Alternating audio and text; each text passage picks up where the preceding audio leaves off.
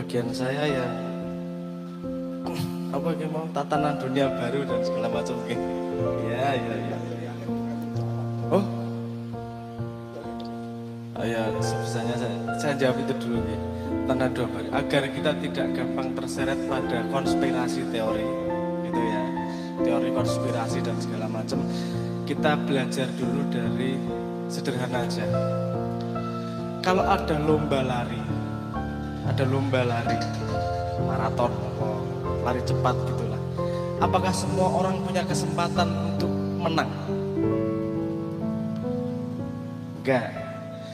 Kalau Anda lihat sekarang siapa yang menang lomba maraton, kebanyakan pasti kulit hitam.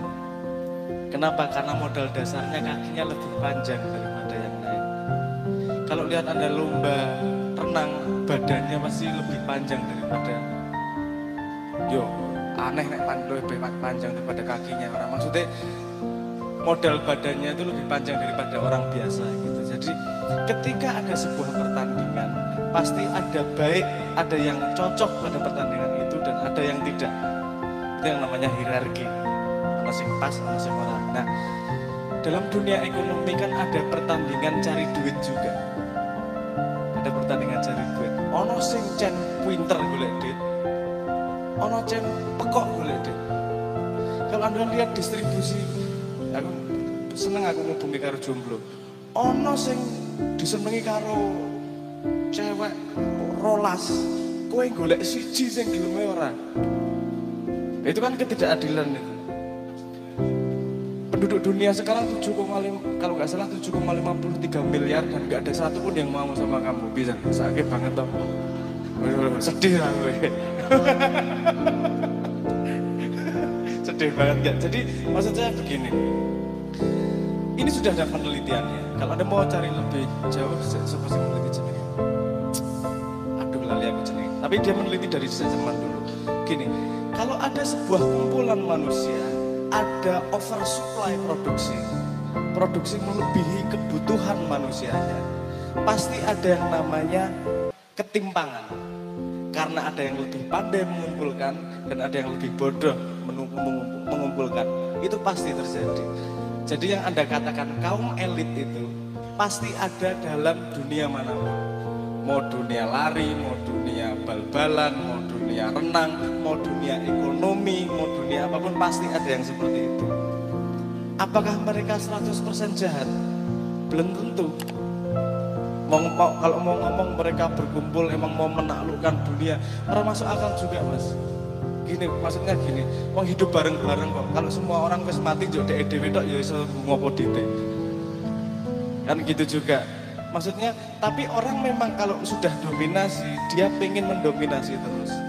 Bank dalam tanda petik gini sekarang, bank itu kalau saya ngomong jahat, memang ada tidak adilnya. Tapi itu pada zamannya memang solusi. Pada zamannya. Karena kalau tidak ada yang mengumpulkan dana sebesar itu, tidak akan ada satu orang pun yang bisa membuat bangunan-bangunan besar, proyek-proyek besar gitu. Anda mempelajari ekonomi makro lah, memang itu sangat dibutuhkan. Bukan berarti tidak ada jawaban. Central bank ini dijawab oleh konsep yang namanya cryptocurrency dengan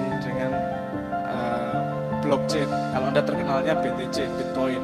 Itu kan bagaimana dia pengen mendistribusi pusat duit itu. Sifat manusia memang seperti itu. Ada masalah, mencoba cari solusinya. Terjadi kestabilan. Ternyata nanti terjadi ketimpangan. Oh, ada yang nggak beres nih. Cari solusi lagi. Gitu terus berkembangnya gitu. Kalau Anda lihat dari zaman kerajaan, kemudian demokrasi dan seterusnya, itu memang manusia mencoba memecahkan masalah yang kemarin, mencoba mencari jawaban yang terbaru. Terus kemudian ada masalah lagi muncul, kemudian cari jawaban yang terbaru. Itu kalau Anda mau riset lebih jauh yang namanya Pareto distribusi. Pareto distribusi itu di mana ketimpangan pasti terjadi. Itu hukum alam, tidak hanya terjadi di manusia. Nah, Anda lihat distribusi zat, distribusi apa itu terjadi yang namanya Pareto distribusi. Jadi memang hukum alamnya seperti itu. Kalau ada kelebihan oversupply pada sesuatu, pasti ada ketimpangan. Kenapa? Karena ada hubungan sama manusia kepandainya mencari sesuatu tersebut. Saya tadi mencontohkan distribusi wanita mendapatkan pria kan yo adil toh. Terus yang ganteng banget, kareng lirik, ngetok lincak ini wis melu telu. Lah gue setengah mati lek golek kan. Itu emang sepertinya ketidakadilan. Makanya menurut saya manusia masing-masing itu punya kemampuannya sendiri pada lomba tertentu. Gak semuanya harus cari duit jadi. Makanya kalau menurut saya Islam mendorong kamu menemukan dirimu sendiri dan menemukan manfaatmu pada puzzling masyarakat ini. Kan gitu. Karena kita diberi mimpi yang sama soalnya. Kita merasa mimpinya semua orang kudu sugih, mimpinya semua orang kudu berkuasa. Padahal ekspresi tiap manusia bisa sangat berbeda-beda. Kan gitu. Nah sekarang masalahnya, ini tidak melebar. Pada konsep demokrasi yang menemani adalah konsep meritokrasi. Pernah dengar ya? Meritokrasi itu siapa yang di atas, siapa yang di bawah berdasarkan kompetensi, berbasis kompetensi. Nah, berbasis kompetensi itu yang sekarang yang jadi solusi masalah kemarin, peradaban kemarin, jadi solusi masalah peradaban sekarang, dan sekarang mulai jadi masalah nih, berbasis kompetensi. Karena orang kompeten belum tentu bermanfaat untuk yang lain. Orang kompeten belum tentu baik sama yang lain. Ini makanya jadi masalah kemudian. Orang yang kompeten dia bisa menjadi penguasa yang lain kalau otaknya maksudnya pengennya penguasaan tersebut. Nah seharusnya ada jawaban berikutnya. Tidak berbasis kompetensi tapi berbasis manfaat seharusnya. Kompetensi yang bermanfaat. Ada tolak ukur itu sebenarnya. Nah Indonesia jadi potensi luar biasa seperti itu, tapi saya belum melihat ada orang di Indonesia yang punya gagasan bagaimana ngerangkum. Karena ini tingkatnya bukan dari Indonesia, tingkatnya apa jawaban peradaban berikutnya ini, nextnya seperti apa. Memang itu konsep yang tidak sederhana. Jadi untuk masalah bagaimana menghadapi itu, jangan mudah melabeli dia jahat, aku korban, dia dia yang agen buruknya, aku agen baiknya. Itu yang disebut sebagai cognitive bias. Perhatikan saja secara objektif bahwa di dunia ini pasti ada yang namanya kompetisi. Pasti, ono pinter-pinteran, ono sugi-sugian, ono ganteng-gantengan, ono segala macam. Di Indonesia masalah utamanya adalah karena hierarki yang berbeda ini bisa diintervensi oleh hierarki duit. Nek kowe sugih iso langsung dadi nyon sewu ngomong ya iso tuku profesor misalnya gitu, bisa beli honoris causa. Kalau kamu kaya bikin pesantren langsung dianggap kiai. Kalau kamu kaya ngapa? Jadi kekayaan bisa langsung loncat hierarki. Padahal seharusnya hierarki ini sendiri-sendiri. Karena sing sugih ya sugih dhewe, sing hierarki kaya karena dia naik hierarki tersebut, sing agama naik hierarki tersebut, sehingga ketika mereka ngobrol memang pada perspektif yang berbeda, yang saya pikir agak kompleks. Nah tapi kembali lagi ke tatanan dunia baru, manusia selalu ingin membuat tatanan baru, pasti, karena manusia mengetahui ada masalah dan mencoba memecahkannya. Tatanan barunya seperti apa? Kalau Anda paling lihat paling ekstrim sekarang paling gampang gini.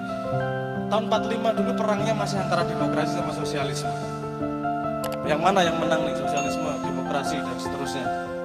Sekarang yang paling kelihatan paling berhasil yang mana? Negara sosialisme yang ekonominya liberal, kapitalis, Cina. Ternyata dikawin ke loro. Jadi juga usah, kalau selain Tuhan menurut saya, kalau sistem manusia orang fanatik amat lah. Wong itu konsep yang perlu diperbaharui terus-terusan kok. Tidak anti kok. Asal kita mau terbuka untuk melihat peperangan dalam tanda petik, bukan peperangan. Melihat pertandingan yang sesungguhnya seperti apa. Lebih mudah menyalahkan orang lain dan menyalahkan agen jahat daripada menyalahkan kemalasan diri sendiri. Menurut saya nomor satu diri sendiri dulu. Kok aku kalah neng kene yo, aku kurang sinau, aku kurang pinter, aku kurang rajin, atau aku kurang apa iki? Perang di situ. Perangnya bukan melawan orang lain, tapi melawan kekurangan diri sendiri. Untuk urusan konspirasi global itu gak sah dipikir. Nomor satu, memikirkan bagaimana membersihkan kamarmu dulu dengan baik setiap hari.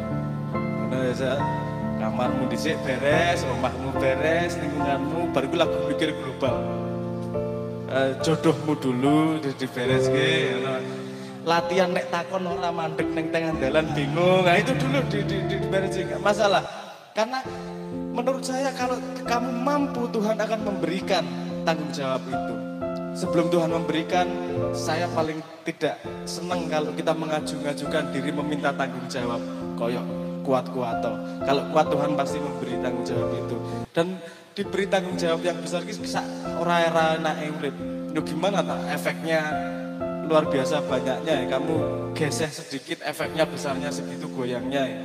Mending bertanggung jawab sama diri sendiri, memastikan diri memang tumbuh terus-terusan. Kalau ditimpai tanggung jawab, ya wis lakukan sebaik-baiknya gitu aja. Jadi nggak usah khawatir tentang tatanan dunia baru tersebut. Rajino sing sinau, jujur dadi wong, dikangeni sekitarmu, rabi.